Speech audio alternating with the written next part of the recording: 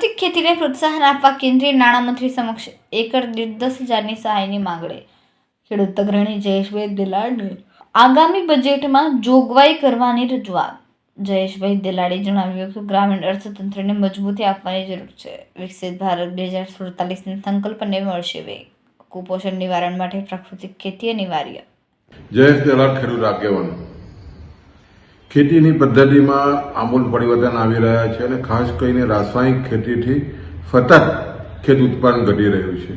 એવા સમયે પ્રાકૃતિક ખેતી ખેડૂતોની તરફ વળી રહ્યા છે અને જે રીતે આગામી બજેટમાં તમે જોવો તો રાસાયણિક ખાતરની કરોડો રૂપિયાની સબસિડી ભારત સરકાર આપતી હોય છે અને બીજી બાજુ જે રીતે પ્રાકૃતિક ખેતીને પ્રોત્સાહન ભારત સરકાર આપી રહી છે અને 2047 વિકસિત ભારતના સપનામાં અત્યારે 0.8% જે પ્રાકૃતિક ખેતી થઈ રહી છે અને વધારીને 20% સુધી લઈ જવાની જે રીતની વાત થઈ રહી છે, ખૂબ જ આનંદની વાત છે.